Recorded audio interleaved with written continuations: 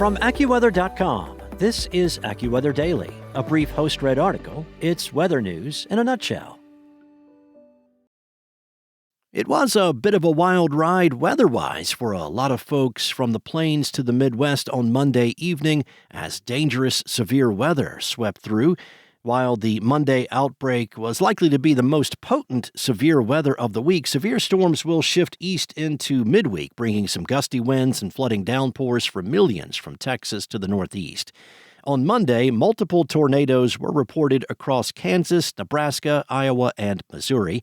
Large hail was common across the plains, with several reports of golf ball-sized to 2-inch hail, with the largest report of a 2 3/4-inch hailstone near Sheridan, Missouri. As AccuWeather meteorologists accurately predicted, damaging winds were the most widespread hazard, producing some downed trees, power outages, and structural damage from Illinois and Indiana into Michigan and Kansas. Peak wind gusts reached 92 miles per hour in Kansas, while Chicago Midway recorded a 79-mile-per-hour gust. As storms approach and pass through major airport hubs this morning, the risk of airline delays and cancellations will increase. Even airports under a sunny sky could experience delays or ground stops because of storms at destination hubs hundreds of miles away. While thunderstorm intensity from Tuesday to Wednesday will be significantly lower than Sunday and Monday, there will still be some risk of severe weather. Even a single severe thunderstorm could produce dangerous and damaging conditions locally.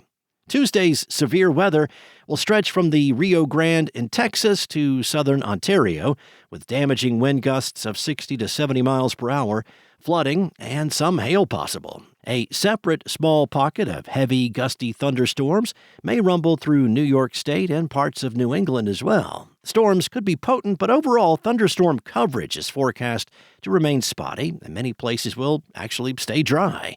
On Wednesday, severe thunderstorms may develop from eastern Tennessee to southeastern New York and parts of southern New England. The threat Wednesday includes the major metro areas and airport hubs of New York City, Philadelphia, and D.C. A separate pocket of heavy to severe thunderstorms is forecast to unfold over portions of western and central Texas on Wednesday afternoon.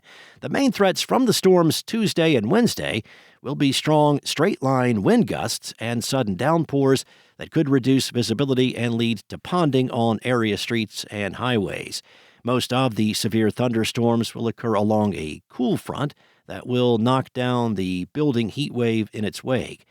The front will pick up forward speed into midweek, then grind to a halt over the southern states for the second half of the week. Storms along the advancing front and at the boundary stops could bring rainfall rates of multiple inches per hour.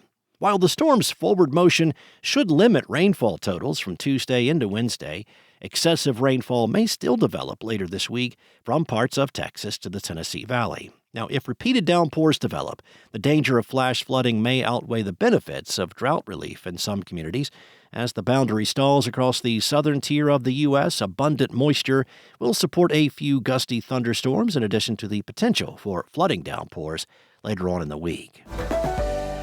Well, a wildfire burning on Santa Rosa Island in the Channel Islands National Park has destroyed several historic buildings there, forced the island to close, and it sent smoke drifting into parts of Southern California. Now, the Santa Rosa Island fire was first reported on Friday afternoon, and it has burned 14,000 acres as of Tuesday morning. It remained 0% contained, according to CAL FIRE. Now, the fire is believed to be human-caused, but investigators are still working to determine exactly how and where it started. Santa Rosa Island has been closed as the National Park Service and fire crews work to contain the blaze. At least 2 historic structures on the island have been destroyed. The fire is also burning near the South Point Lighthouse, though it remains unclear whether the landmark there has been damaged. Firefighters are working closely with Channel Islands National Park staff to ensure the protection of cultural assets and sites, along with the island's unique plant and animal habitat. 6 plant species are found on Santa Rosa Island and nowhere else in the world.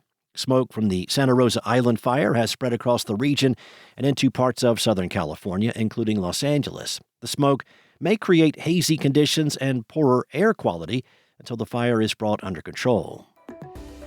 That's all for now. You can find more regional forecasts and science-based articles at AccuWeather.com. And for your local forecast at your fingertips, download the AccuWeather app. Enjoy the rest of your day, be weather aware, and I'll be back tomorrow with more from AccuWeather.